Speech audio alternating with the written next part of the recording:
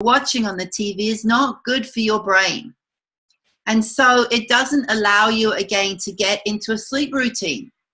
And so that's another thing that I recommend to all my patients is make sure you have a sleep hygiene routine. And they go, a routine? And he goes, would you have a routine in the morning? You probably have a routine when you get up, that you have breakfast, you brush your teeth, you have a glass of water. And I'm sure we have routines at night where we brush our teeth, we wash our face, you know, we put on our night creams. But do we actually prepare our body and our mind for sleep? You know, you can do some gentle stretching routines at night. Shavasana or corpse pose, where you just lie flat. Or, you know, on the bed, find yourself a quiet place in your room and just relax progressively your muscles, starting at your feet. How about some deep breathing? How about a bath at night with Epsom salts and lavender? I really love that. Not only is it relaxing, and lavender energetically helps us sleep, and you can also put some drops of lavender on your pillow at night. Also, the Epsom salts helps us detox, and it has magnesium in. And magnesium is one of my go-tos and probably one of my first recommendations, because most of us as women are so stressed out. We're not getting magnesium in our food. And magnesium, specifically magnesium glycinate, really helps. And I just read some guidelines for magnesium. We're all deficient in it. So I often will start at, 300 milligrams at bedtime. The only side effect of magnesium is some women will get loose stools. So if that happens, cut back. But we need 5 times our body weight in pounds of magnesium. So say, for instance, you weigh 100 pounds, then you need 500 milligrams of magnesium. If you weigh 150 pounds, then you're going to need 750 milligrams of magnesium. And you can take that as mixed magnesium salts. You can take the glycinate. You can take the citrate. I find those are 2 of the best absorbed. You can do magnesium oxide, but it's not absorbed very well. And it has more of the tendency to be a laxative. So definitely magnesium, the magnesium powder in a warm drink at night is really, really helpful to relax your muscles. And then that hygiene, how about writing down, things that you're grateful for, 3 things that happened that day. Also get all the things that are going around like on that hamster wheel in your head, get rid of that. Write that down too. And then I've mentioned magnesium, holy basil tea. To me, that's Buddha in a cup. It's so relaxing. It calms the mind and it helps you, puts you in a peaceful place. And you can also use that during the day if you're having anxious or tense moments. And then there are definitely some herbal supplements that I love. I love things like L-theanine. I love things like GABA. I love things like holy basil can be taken as a supplement too. There are 5-HTP is another one. So those are a combination of supplements, but before you take any supplements for sleep, please check if you're taking any medications, because there could be some interactions. So those are some quick, easy solutions for sleep. Turning off electronics an hour before you go to bed. That electromagnetic frequency definitely helps disturb sleep. So let's move along here. This was a little cartoon that I found. Who has time to work, run a house, raise your children, always look like a fashion plate, and be scintillating and sexy? And basically, it's women who do too much. And I'm sure that's all of you that have joined today. I mean, put your hands up again if you think that you're stressed out and you really don't take care of yourself and you just do too much. That rushing women syndrome. I always say it's women who do too much. So I'm asking you, stress, how are you coping? And so many patients and women, when I talk to them, they're coping by, not getting enough sleep. So that typical, as I said, burning the candles at both ends, trying to be a superwoman, trying to do everything. But we're also using stimulants. So we're using caffeine. And caffeine, you know, one is maybe okay for you, but if you're not sleeping, or if you're stressed or you're anxious, then caffeine probably is not a good idea for you. And some people metabolize caffeine very, very slowly.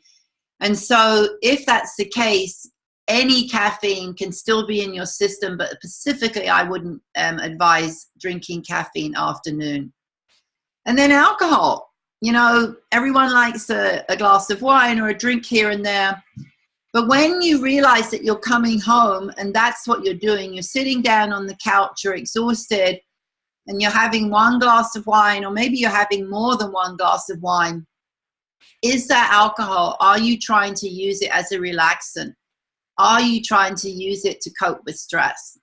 And again, long-term alcohol definitely has some contraindications. There is evidence that it increases your risk of breast cancer. It affects the liver.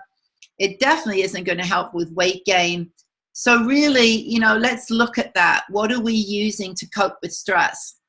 And then the last one, I must admit, chocolate's my favorite, especially good, organic, dark chocolate with at least 70% cacao. But again, are we using that as a stress coping mechanism? Are we grabbing, you know, sweet, sugary snacks, including chocolate, because we're bored, because we're stressed out, because we're tired, because we get home and there's nothing to eat and we don't feel like making something to eat?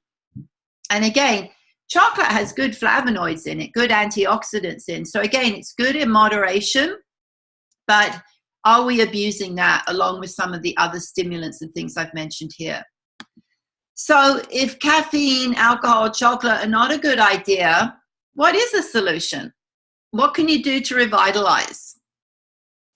So really, self-care is the name of the game. And so what I'd like you to do is just either you can share it or you can write it down for yourself. What is one thing that you could start today that would involve you taking better care of yourself? And a really good one I find is just say no. N-O. It's 2 letters, but it's a very big, powerful word. And as women, we just don't do that enough. We don't say no. And so I'd really love for you today, as I said, to think of one thing that you can do this week that would be for you, just for you. And then meditate. You know, when I first heard about meditation, you'd think you have to go and sit up on the top of a mountain for 24 hours. And it's not that. It's just simple things. It's simple things like taking a walk in nature. They've shown that city dwellers versus people that actually get out in nature have less stress, are less anxious, and less depressed. So spending 5 minutes and you can meditate, you can deep breathe. You don't even have to do anything fancy. I know when I first started yoga, I'd keep having these thoughts coming into my head. And of course, I was critical of that. And I remember the yoga instructor saying, just let them come, say thank you, and then let them go. And so more and more I can do that because I realized that time on my mat was time for me. It wasn't time for all those automatic negative thoughts that keep coming into our head. How about walking? You know, we've mentioned walking in nature, which is really, really good for you. Just breathing. You know, I sometimes see women come into my office and they just take a great big gasp. And it's like they've let all the cares of the world off their shoulders. I think sometimes we forget to breathe. We're holding our breath. We get short of breath. We breathe from our upper chest. So how about, you know, just putting your hands on your lower belly and just breathing so your breath goes out. And breathe in and your belly expands, and then breathe out. And notice, where are you breathing from? Are you breathing from your belly? Are you breathing upwards in your shoulders? Are your shoulders going up and down? Then adaptogenic herbs. And adaptogenic herbs are exactly what they say. They are herbs that allow us to adapt to stress. And Some of us have a lot of stress and we're on the exhaustion phase of stress, and some of us on the wired phase of stress. So there are different herbs that will help with that. Ginseng is one that so many people hear about, but again, you've got to be careful with the different types of ginseng, because in some people it can increase blood pressure, but other ginsengs are more adaptogenic and more calming. Two of my favorite are rhodiola and ashwagandha. Rhodiola has been used to help with energy, help with endurance. It was actually used by athletes and in recovery. And then ashwagandha is another one. But there are a number of different herbs that we can use to help boost the adrenal glands, which are the glands that help us deal with stress. There are fight or flight glands. They help produce cortisol and adrenaline.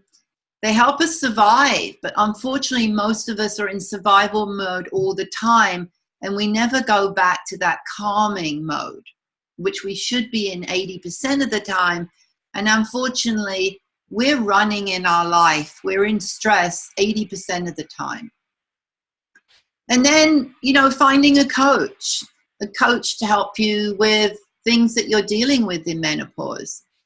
Finding a coach to help you deal with the stress and the anxieties in your life. So those are just some of the simple solutions. And again, I work on a deeper level with patients and in my programs, but I just thought I'd give you those. So then, as we wrap up here today, thanks for joining me. What do I do and how can I help? Over the years, I've worked one-on-one with thousands of patients. And now I'm working globally because I'm working online too, because I could only see a limited number of people in an office. But this is a time for us to get to know each other. It's a time for you to work one-on-one with somebody. It's a time for me to tailor your plan that may or may not include the right supplements. It's a time for you to get on track, to end the confusion, to get educated about what's happening. So I host both private and closed group sessions to help and find support. We hold regular Are We on Track sessions. So if you're interested in that, please contact me. I can show you how to sleep like a baby, awake refreshed. I can show you how to go from that bitchy mood to beautiful, both inside and out. We talked about stress. How would you like to go from exhausted to exhilarated, to actually getting up in the morning feeling refreshed? And then again, how about going from hot and flashy to smoldering hot again and sassy? So I like to think of that I'm your best friend. I help women not only survive, but thrive through menopause and beyond, because it's about quality of life. It's about how we function. It's really about waking up to self-care and what you need to do for you. So if any of this resonates with you, here's my contact details. You can contact me on my website. You can text me and phone me. And for any of you that are interested, I offer a free 30-minute consultation by phone where we can look at what's happening. We can see what solutions are available to you, and we can see which of my programs might be applicable. So thank you. Thank you for listening and being on this webinar today. I will, hopefully, if the recording's gone well, share it both on Facebook and in an email with you. And just to give you a heads up that my book will be printed and available by December. And I will invite you all to both purchase that book and be present at my book launch. So that's the presentation for today. If anyone would like to answer any questions, please put them in the chat box and I can answer them for you now. So anybody got some questions for me?